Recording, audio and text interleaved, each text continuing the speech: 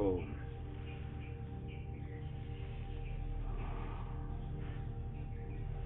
ओम। द्वादशो अध्याय। दूसरे अध्याय से लेकर विभूति योग तक अर्थात 10वें अध्याय तक समस्त विशेषणों से रहित अक्षर ब्रह्म परमात्मा की उपासना का वर्णन किया गया है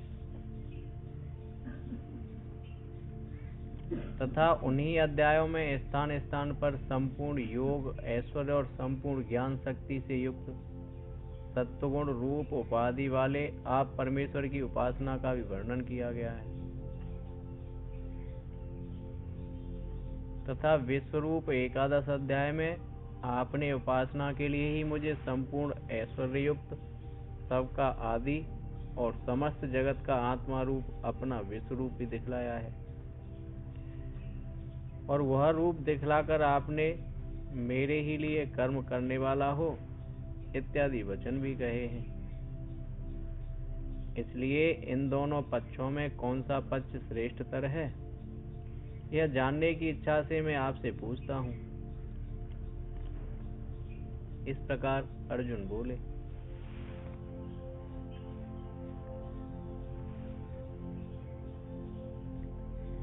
एवं सतत युक्ताये भक्तास्त्वां पर्युपासते ये चाप्यक्षरमव्यक्तम तेषां के योग वित्तमा। एवं शब्द से जिसके आदि में मत कर्मकृत यह पद है उस पास में ही कहे हुए श्लोक के अर्थ का अर्थात एकादश अध्याय के अंतिम श्लोक में कहे हुए अर्थ का अर्जुन निर्देश करता है। इस प्रकार निरंतरता से उपयुक्त साधनों में अर्थात भगवदर्थ कर्म करने आदि में दत्तचित्त हुए लगे हुए जो भक्त अनन्य भाव से शरण होकर पूर्व दर्शित विश्व रूपधारी आप परमेश्वर की उपासना करते हैं उसी का ध्यान किया करते हैं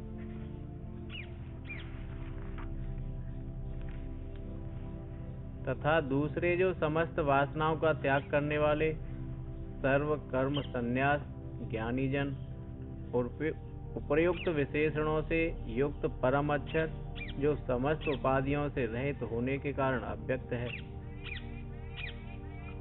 ऐसे इंद्रिय आदि करणों से अतीत ब्रह्म की उपासना किया करते हैं। संसार में जो इंद्रिय आदि करणों से जानने में आने वाला पदार्थ है वह व्यक्त कहा जाता है क्योंकि अंज धातु का अर्थ इंद्रिय गोचर होना ही है और यह अक्षर उससे विपरीत अकरण गोचर है एवं महापुरुषों द्वारा कहे हुए विशेषणों से युक्त है। ऐसे ब्रह्म की जो उपासना करते हैं उन दोनों में श्रेष्ठतर योगवेत्ता कौन है अर्थात अधिकता से योग जानने वाला कौन है। एक तो सगुण रूप परमेश्वर की उपासना करते हैं और एक निर्गुण रूप की उपासना करते हैं। तो बस इसी को उन्होंने पूछा कि इन दोनों में से श्रेष्ठ कौन है ये बताओ। विराट स्वरूप भगवान की उपासना सगुण रूप में की जाती है। कोई किसी की पूजा करता है कोई किसी की पूजा करता है और एक निर्गुण निराकार को ही पूजते हैं भावना से। दोनों प्रकार के उपासकों में कौन श्रेष्ठ है। पूजा तो दोनों ही है। श्री भगवान बोले जो कामनाओं से रहित पूर्ण ज्ञानी अक्षर ब्रह्म के उपासक हैं उनको अभी रहने दो। उनके प्रति जो कुछ कहना है वह आगे कहेंगे परंतु जो दूसरे हैं मय्या वैश्य मनोये माम नित्य युक्ता उपासते श्रद्धया पर्योपेतास्ते मे युक्त तमामता। जो भक्त मुझ विश्वरूप परमेश्वर में मन को समाधिस्थ करके एवं करके सर्व योगेश्वरों के अधीश्वर राग आदि पंच क्लेश रूप अज्ञान दृष्टि से रहित किसी की पूजा करो, ये बिल्कुल दृढ़ निश्चय कर दिया भगवान ने। अविद्या, अस्मिता, राग, द्वेष, अभिनिवेश,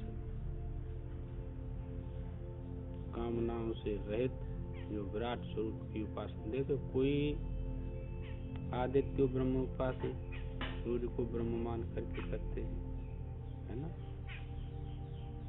कोई किसी को परमात्मा मान करके करता है, कोई किसी को, पर कामनाओं का त्याग करके करना चाहिए उपासना। ये था।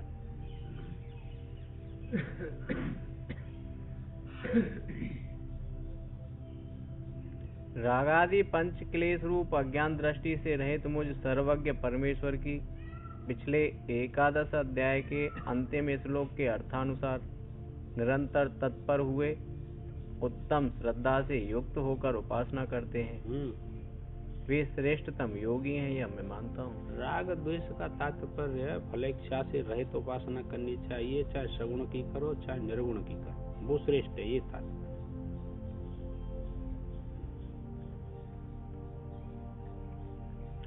क्योंकि वे लगातार मुझ में ही चित्त लगाकर रात दिन व्यतीत करते हैं, अतः उनको युक्ततम कहना उचित ही है। तो क्या दूसरे युक्ततम नहीं हैं? यह बात नहीं, किंतु उनके विषय में जो कुछ कहना है तो सुन। ये त्वक्षर मनिर्देशमव्यक्तम पर्युपासते सर्वत्र गम चिंतयम च कूटस्थमचलम ध्रुवम। परंतु जो पुरुष उस अक्षर की, जो के अव्यक्त होने के कारण शब्द का विषय न होने से किसी प्रकार भी बतलाया नहीं जा सकता, इसमें बड़बड़े उलझ जाते हैं।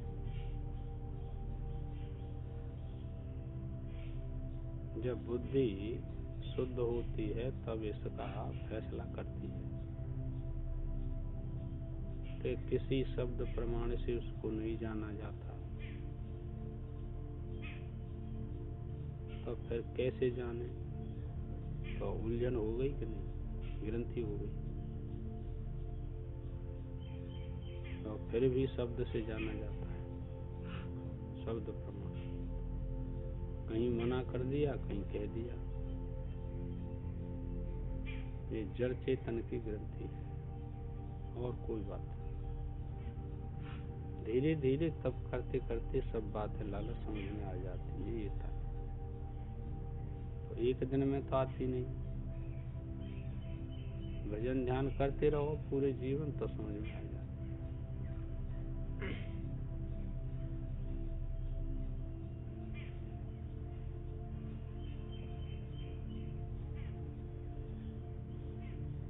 शब्द का विषय न होने से किसी प्रकार भी बतलाया नहीं जा सकता, इसलिए अनिर्देश्य है, और किसी भी प्रमाण से प्रत्यक्ष नहीं किया जा सकता, इसलिए अव्यक्त है। सब प्रकार से उपासना करते हैं। पीछे तो कह दे सब उपासना।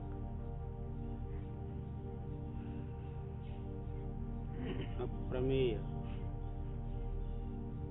शब्दातीत, इंद्रिय गोचर, फिर भी सब उपासना करते हैं। सब में एक आत्म तत्व देखना ये अव्यक्त की उपासना किसी इंद्रिय का विषय नहीं है, ये याद रखना। बस और कोई बात नहीं। ये तो समष्टि है उपासना।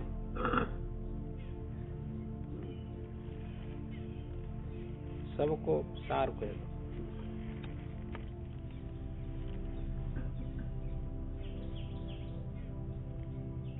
उपास्य वस्तु को शास्त्रोक्त विधि से बुद्धि का विषय बनाकर उसके समीप पहुंचकर तेल धारा के तुल्य समान वृत्तियों के प्रवाह से जो दीर्घ काल तक उसमें स्थित रहना है, उसको उपासना कहते हैं।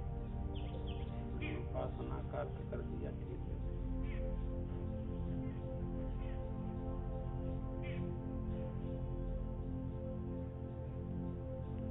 उस अक्षर के विशेषण बतलाते हैं।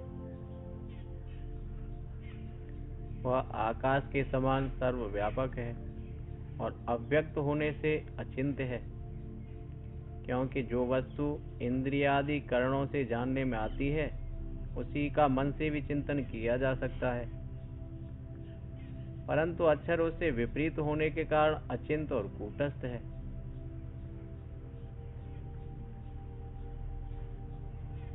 जो वस्तु ऊपर से गुणयुक्त प्रतीत होती हो और भीतर दोषों से भरी हो, उसका नाम कूट है। संसार में भी कूट रूप, कूट, साक्ष्य इत्यादि प्रयोगों में कूट शब्द इसी अर्थ में प्रसिद्ध है।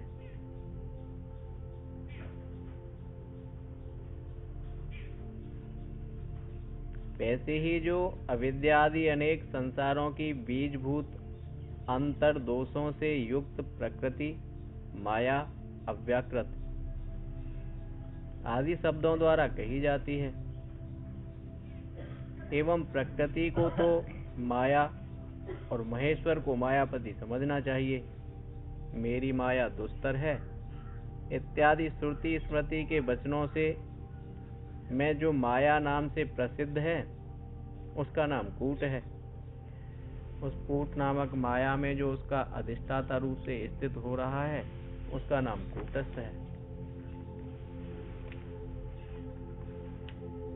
अथवा राशि ढेर की भांति जो कुछ भी क्रिया न करता हुआ स्थित हो उसका नाम कूटस्थ है।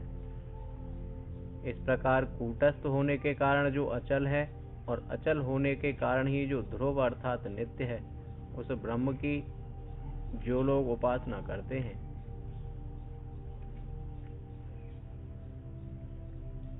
संयमेन्द्रियग्रामं सर्वत्र संबुद्धया ते प्राप्नुवन्त मामेव सर्वभूतहिते रताः। तथा जो इंद्रियों के समुदाय को भली प्रकार संयम करके उन्हें विषयों से रोककर सर्वत्र सब समय समबुद्धि वाले होते हैं, अर्थात इष्ट और अनिष्ट की प्राप्ति में जिनकी बुद्धि समान रहती है, ऐसे वे समस्त भूतों के हित में तत्पर अक्षर उपासक मुझे ही प्राप्त करते हैं। इंद्रिय को कंट्रोल तो सभी, चाहे सगुण उपासना करो चाहे निर्गुण उपासना करो, इंद्रियों की कंट्रोल नहीं होगी तो कोई बात समझ में ना आएगी। बात वो आत्म तत्व बुद्धि तदगत नहीं होगा फिर। और एक इंद्रिय नहीं, सभी इंद्रियों के लिए कहा होगा, सब इंद्रियों को कंट्रोल में करना चाहिए था।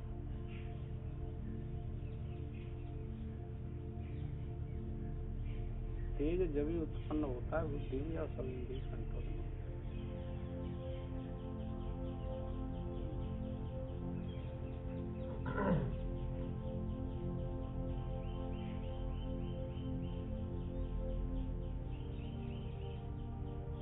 अर्थात इष्ट और अनिष्ट की प्राप्ति में जिनकी बुद्धि समान रहती है, ऐसे वे समस्त भूतों के हित में तत्पर अक्षरोपासक मुझे ही प्राप्त करते हैं। उन अक्षरोपासकों के संबंध में वे मुझे प्राप्त होते हैं, इस विषय में कहना ही क्या है, क्योंकि ज्ञानी को तो मैं अपना आत्मा ही समझता हूँ, यह पहले ही कहा जा चुका है। जो भगवत स्वरूप ही हैं, उन संत जनों के विषय में युक्ततम या अयुक्ततम कुछ भी कहना नहीं बन सकता।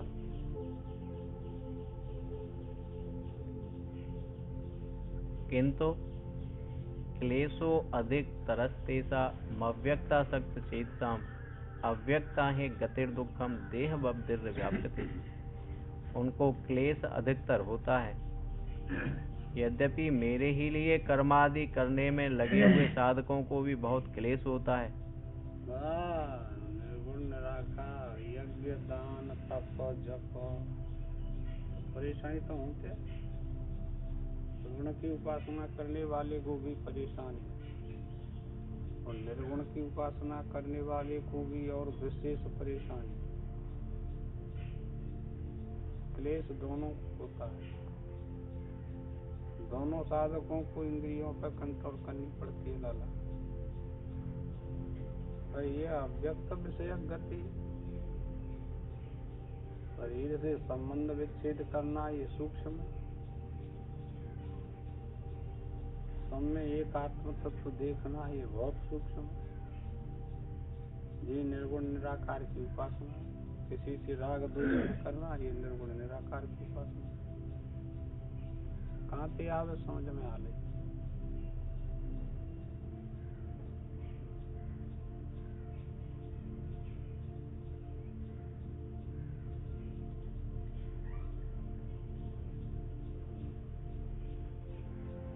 परंतु जिनका चित्त अव्यक्त में आसक्त है उन अक्षर चिंतक परमार्थदर्शियों को तो देहाभिमान का परित्याग करना पड़ता है।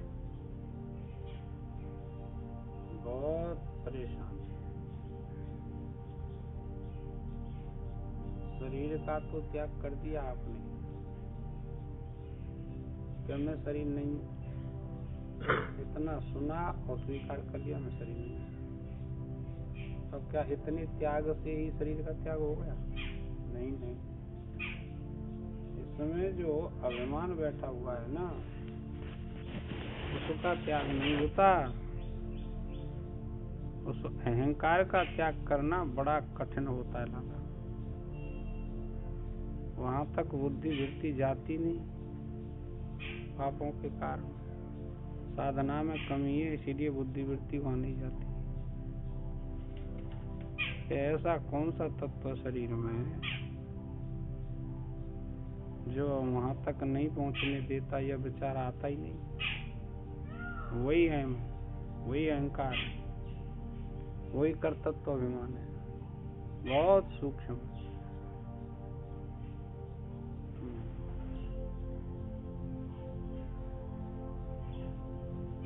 इसलिए उन्हें और भी अधिक क्लेश उठाना पड़ता है, क्योंकि जो अक्षरात्म का अव्यक्त गति है वह देहाभिमान युक्त पुरुषों को बड़े कष्ट से प्राप्त होती है।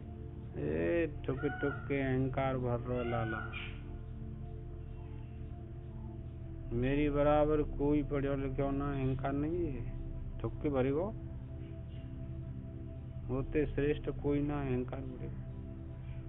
मैं तो बहुत बड़े पैसा वाला हूँ, ठुक के भरेगा। इतने स्त्री पुरुष हैं, हो समाज में मोह ये सब पूजता है, मैं ही सबसे श्रेष्ठ हूँ, ठुक के भर रहा है।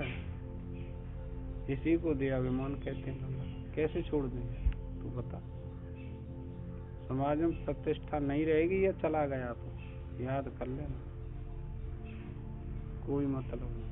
समाज बिल्कुल तिरस्कृत कर देगा ऐसी पुरुषों को। मैं मतलब कोई ना आती, ये बात है सत्येंद्र।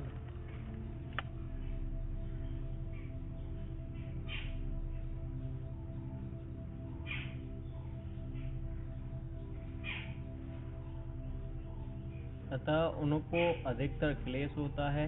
उन अक्षरोपासकों का जैसा आचार विचार व्यवहार होता है वह आगे अद्वेष्टा इत्यादि श्लोक से बतलाएंगे। दो बात कही, जिन्होंने अव्यक्त परमात्मा को स्वीकार कर लिया, शरीर से संबंध त्याग दिया, सूक्ष्म अहंकार का भी नाश हो गया, तो फिर उसका व्यवहार होगा कि नहीं होगा उसे बता। एक तरफ तो कहते हैं उसका कोई व्यवहार नहीं रहता, एक तरफ कहते हैं उसका व्यवहार होता है। व्यवहार की दृष्टि दो होते हैं ना, एक सामान्य और एक विशेष। तो उसका विशेष व्यवहार नहीं रहता, कोई सामान्य रह जाता है बस, और कोई बात।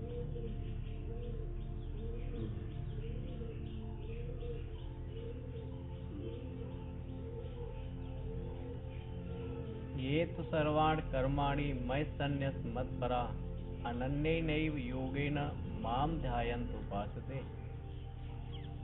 परंतु जो समस्त कर्मों को मुझे ईश्वर के समर्पण करके मेरे परायण होकर, अर्थात मैं ही जिनकी परम गति हूँ, ऐसे होकर केवल अनन्य योग से अर्थात विश्वरूप आत्मदेव को छोड़कर, जिसमें अन्य अवलंबन नहीं है,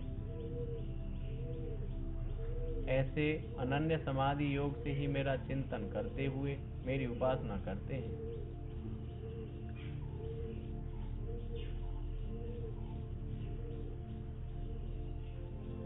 उनका क्या होता है? तेषामहं समुद्धर्ता मृत्यु संसार सागरात् भवामि न चिरात् पार्थ मय्यावेश्य चेतसाम्। हे पार्थ, मुझ विश्वरूप परमेश्वर में ही जिनका चित्त समाहित है। एक भाई, ये श्रवण की उपासना का श्लोक कह दिया। मेरे लिए जो कुछ भी कर्म करता है, चाहे यज्ञ करे, चाहे दान करे, चाहे तप करे, चाहे तीर्थ करे, चाहे सेवा करे, चाहे सूर्य भगवान की सेवा करे, चाहे गणेश जी ने की करे, चाहे राम की करे, चाहे कृष्ण की करे, सगुण रूप की बात है। तो अनन्य भाव से चिंतन करेगा तो भगवान का ये दृढ़ निश्चय है, समझ ले बात, कि उसका मृत्यु रूप संसार से शीघ्र ही उद्धार करने वाला होता हूँ। तुरंत उसको बुद्धि देते हैं, क्योंकि उसका दूसरा कोई सहारा ही नहीं रहा, वही सहारा है। तो ये तो सगुण के बारे के लिए कहा उन्होंने, शीघ्र मृत्यु रूप संसार से उसको तार देता हूँ। कहीं आना जाना थोड़ा ही है उसे।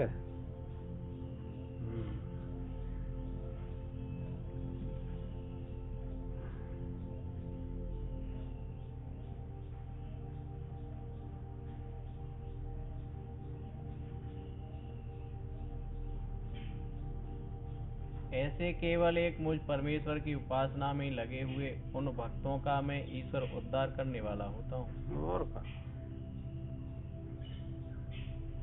किससे उनका उद्धार करते हैं? सो कहते हैं कि मृत्यु युक्त संसार समुद्र से। एक पत्ता भी भगवान को समर्पण कर दिया, एक फूल भी अर्पण कर दिया, भगवान उसी से प्रसन्न हो जाते हैं लाला, और उसको संसार से तार देते हैं। इसमें प्रेम की बहुलता होती है, बस और कोई बात नहीं। ये बहुत विलक्षण है। मृत्यु युक्त संसार का नाम मृत्यु संसार है। वही पार उतरने में कठिन होने के कारण सागर की भांति सागर है। उससे मैं उनका विलंब से नहीं किंतु शीघ्र ही उद्धार कर देता हूँ। ईमानदारी से, सत्य भाव से एक पत्ता तो चढ़ाए दे कम से कम।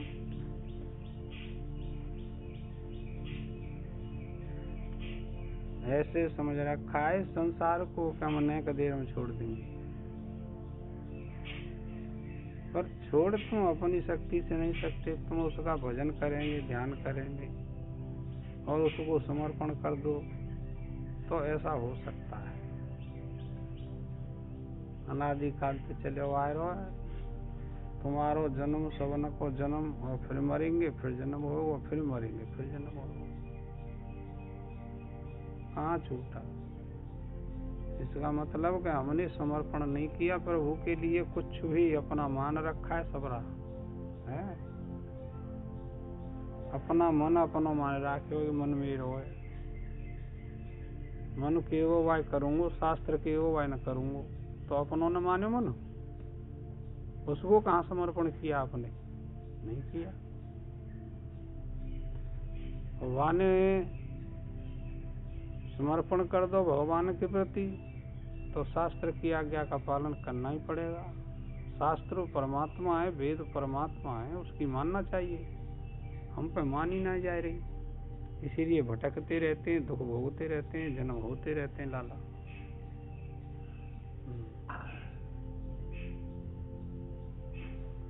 जबकि यह बात है तो मय्येव मन आदत्व मयि बुद्धिम निवेशय निवस्यस्य मय्येव अत ऊर्ध्वं न संशय।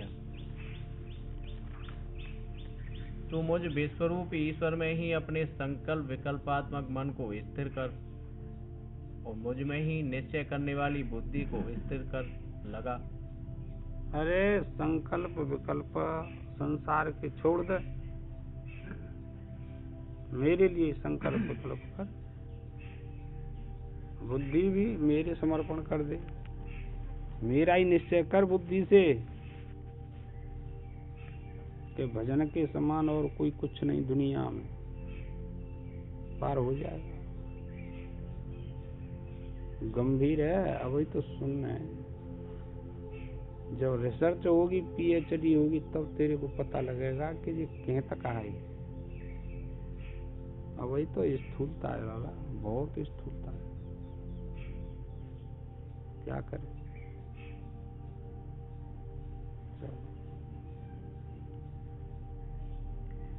उससे तेरा क्या लाभ होगा सो सुन। जब मने में लगावे हो, बुद्धि लगावे हो, तो फिर तू नहीं जानती का लाभ हो। अर्जुन कह रहा मैं नहीं जानता, क्या तुम यही सुन ले? कैसे प्रश्न उत्तर है, बिल्कुल फैसला। तुम ना जानते ही के 1 से 8 बेर नाम लयो हमने वाको, जप करो का मंत्र को। तो साधक नहीं जानता इसका क्या फल होगा। काउ ने 500 करे, काउ ने 1 सहस्त्र करे जप, वो बेचारे जानते ही ना है कि इनका क्या फल होगा। भगवान कह रहे हैं कि तू तो ना जानतू, मैं तो जानतू। भगवान कह रहे हैं मैं पढ़ो लिखो हूँ, सब गिनती में जानतू और सब भावन जानतू। मैं जानतू, तू ना जानती, तो तू करिए लेकर, बस ठीक है।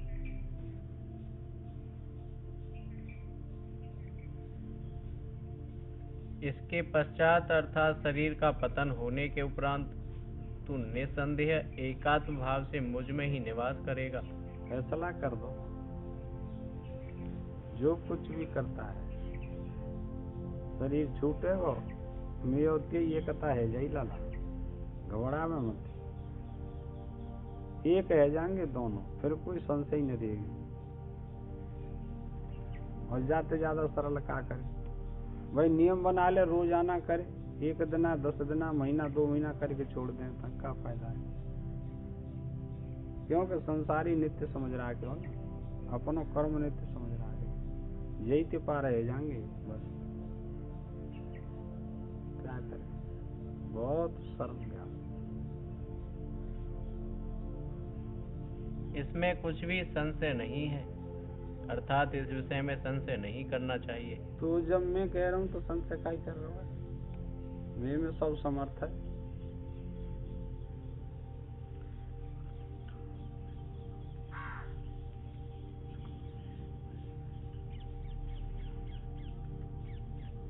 अथ चित्तम समाधातुम न शक्नोसि मयि स्थिरम अभ्यास योगेन ततो मामेर छाप्तुम धनंजय। यदि इस प्रकार यानी जैसे मैंने बतलाया है उस प्रकार तू मुझ में चित्त को अचल स्थापित नहीं कर सकता, तो फिर हे धनंजय, तू अभ्यास योग के द्वारा चित्त को सब ओर से खींचकर बारंबार एक अवलंबन में लगाने का नाम अभ्यास है। एक अवलंबन क्या मानेंगे, चाहे तो मंत्र के जप में लगाए दो, चाहे ध्यान में लगाए दो, अरे यहाँ तक है झाड़ू में लगाए दो। रोज झाड़ूंगा जाके रास्ता है, भगवान है, मंदिर है, का अभ्यास है।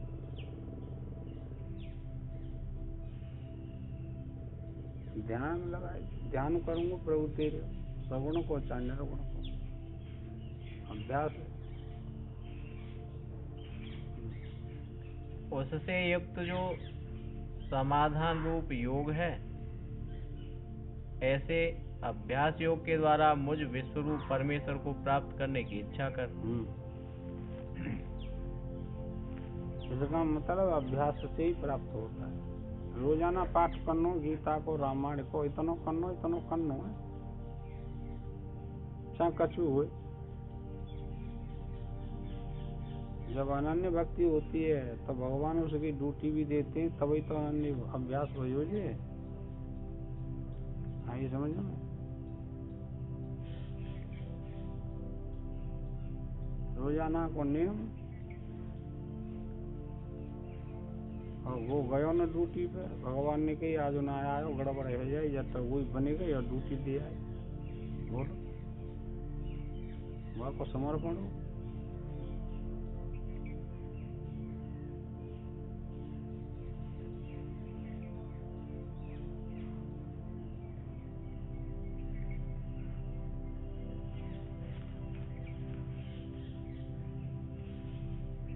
अभ्यासे अप्य समर्थोसी मत कर्म परमो भव मदर्थमप कर्माणि कुर्वन् सिद्धिम वाप्स्यसि। यदि तू अभ्यास में भी असमर्थ है तो मेरे लिए कर्म करने में तत्पर हो। अभ्यास ना कर सकते तो निष्काम भाव से कर्म कर, यज्ञ कर, दान कर, जप कर, कछु कर भाई। रोज कीर्तन को अभ्यास कर ले, रोज कर, वो 10 मिनट ही ज्यादा ना है, बस वही कर ले। जीव है वो काम सही, मैं वही तो फिर प्राप्त हो जाऊंगा। कीर्तन की नाम वसामी वैकुंठे योगिनाम हृदय न च मद भक्ता यत्र गायन्ति तत्र तिष्ठामि नारद। नारद ने प्रश्न कर दिया, तुम कहाँ रहे तो यूँ बताओ।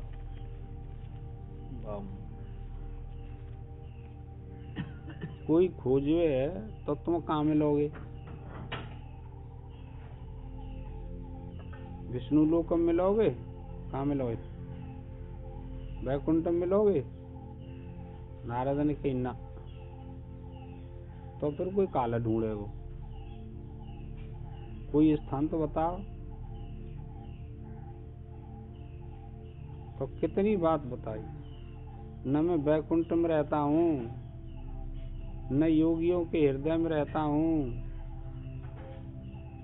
मद भक्ता यत्र गायन्ति, जोर से एक स्वर हो करके, चाहे जंगल हो, चाहे मंदिर हो, चाहे घर हो, जो रोज कीर्तन करते हैं, तत्र तिष्ठामि नारद। नारद में वहीं रहता हूँ। कितनी सरल बात कर दी। कीर्तन भी नहीं कर सकते आप लोग, 10-5 मिनट रोज आना, पर प्रेम तो चाहिए ना। ये सब कीर्तन है, ऐसे नहीं समझना। शास्त्र सुनना, पढ़ना, जप करना, ये सब कीर्तन है। कीर्तन माने माया को अलग भगा देना। नर्तकी है, कीर्तन का उल्टा क्या करेंगे? नर्तकी। नर्तकी फिर वहाँ रहती नहीं, जहाँ अभ्यास होता है किनारों पर जाओ।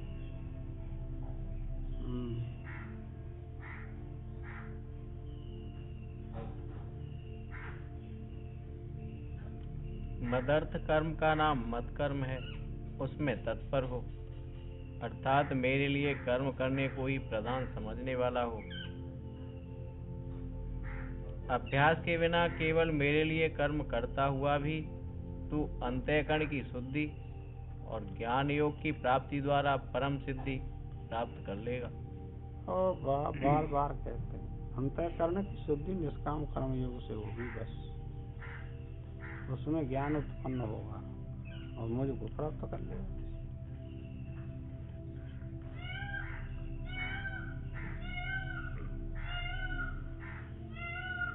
अथैत दप्य शक्तोषि कर्तुम मद्योगमाश्रितः सर्व कर्म परित्यागम ततः कुरु यतात्मवान।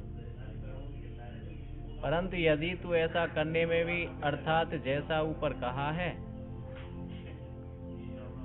उस प्रकार मेरे लिए कर्म करने के परायण होने में भी असमर्थ है, तो फिर मध्योग के आश्रित होकर किए जाने वाले समस्त कर्मों को मुझ में समर्पण करके उनका अनुष्ठान करना मध्योग है। हाँ, अनुष्ठान करे तो बुद्धि शुद्ध है। और यूँ कहने रोज अभ्यास न कर पावे तो कबू कबू शुभ कर्म करने चाहिए, करना है कबू कबू, महीना 2 महीना 6 महीना साल भर में मनुष्य जन्म हो, तो कबहू तो करे, यज्ञ दान तप कबहू थोड़ो बहुत कर देना चाहिए।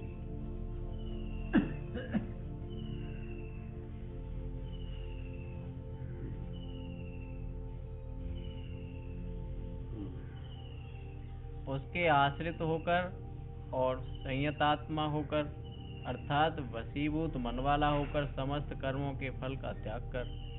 बस मानसिक कर्म की बात बताई और शारीरिक कर्म की भी बात बताई। फल का त्याग कर दे, मन ते करे, चाहे शरीर ते करे, चाहे वाणी ते करे, तेरा चित्त शुद्ध हो जाएगा, हृदय शुद्ध हो जाएगा और मेरे को प्राप्त कर लेगा।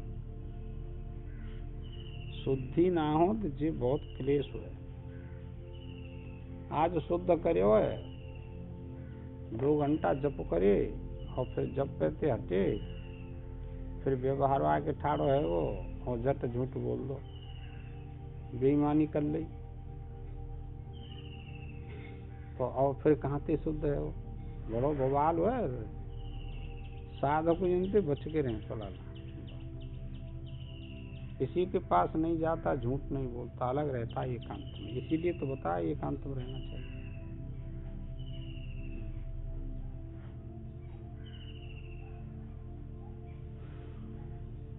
अब सर्व कर्मों के फल त्याग की स्तुति करते हैं। श्रेयो हि ज्ञानमभ्यासात् ज्ञानात् ध्यानं विशिष्यते ध्यानात्म कर्म फल त्यागांशांतिरंतरम। निसंदेह ज्ञान श्रेष्ठतर है। इसमें कोई संशय नहीं, कोई संदेह नहीं, कोई शंका नहीं। ज्ञान सबसे श्रेष्ठ है, पहले आ चुकी है। नए ज्ञानी न सदृशम पवित्रम अभिव्यक्ति। किससे? अविवेक पूर्वक किए हुए अभ्यास से। हाँ, एक विवेक पूर्वक अभ्यास होता है, एक अविवेक पूर्वक अभ्यास होता है।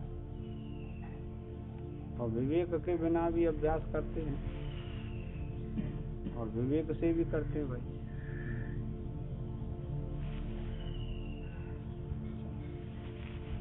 उस ज्ञान से भी ज्ञान पूर्वक ध्यान श्रेष्ठ है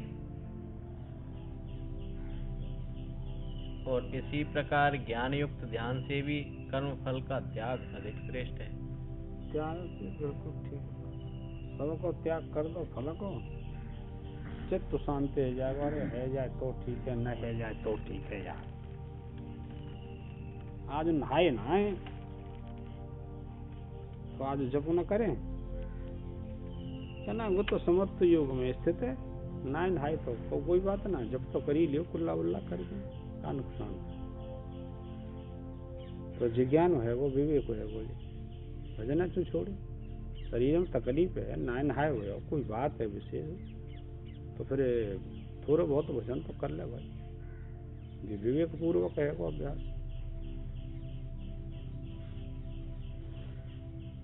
पहले बतलाए हुए विशेषणों से युक्त पुरुष को इस कर्म फल त्याग से तुरंत ही शांति हो जाती है, अर्थात हेतु सहित समस्त संसार की निवृत्ति तत्काल ही हो जाती है, कालांतर की अपेक्षा नहीं रहती। कर्म का हेतु फल था, वो त्याग दिया तो संसारी निवृत्ति है। फल ही तो संसार है, और का संसार।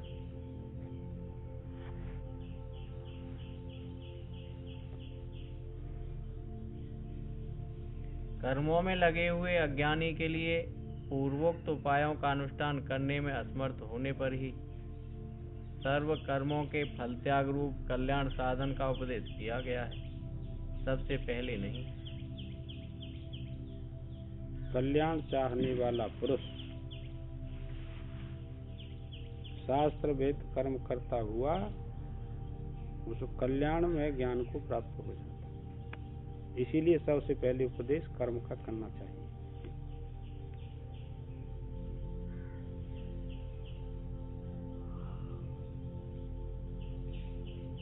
इसलिए श्रेयो हि ज्ञानमभ्यासात् इत्यादि से उत्तरोत्तर श्रेष्ठता बतलाकर सर्व कर्मों के फल त्याग की स्तुति करते हैं, क्योंकि उत्तम साधनों का अनुष्ठान करने में असमर्थ होने पर यह साधन भी अनुष्ठान करने योग्य योग- माना गया है। अरे निष्काम कर्म का अनुष्ठान करना चाहिए, तभी तो उसको प्राप्त होगा जो सबसे श्रेष्ठ ज्ञान है। अनुष्ठान करे ना निष्काम कर्म योग के, तो वो ज्ञान कहाँ से आएगा, तुम बताओ। तो कुछ न कुछ करते रहना चाहिए।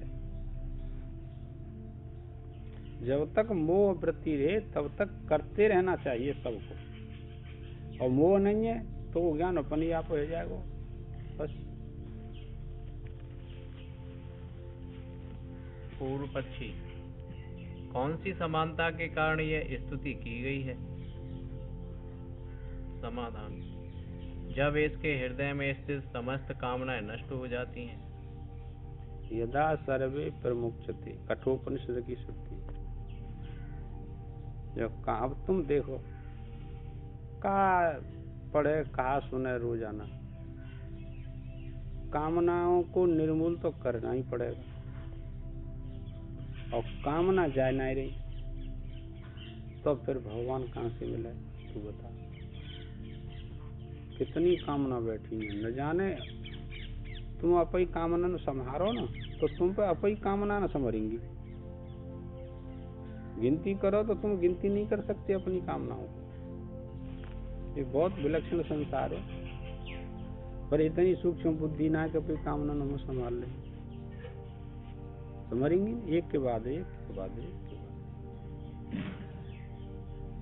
समुद्र में लहरें आ रही हैं, संभाल ली वो कोई ना संभाल। ये को समाज भी लग रही हो, सुइयों को बतरा भी लग गो आय के बात है। वानी की यार तेने हमें बहुत परेशान कर दे, हम तरंगन संभाल रहे और तेने ये गड़बड़ कर दे। वाने कई गया में कबू बंद ना है रही, फिर दोबारा शुरू कर दे समारे वो, तो बंद है रही है ये। ऐसी कि मनुष्य जीवन की कामना है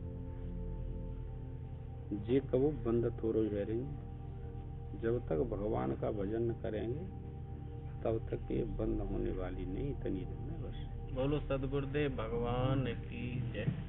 ओम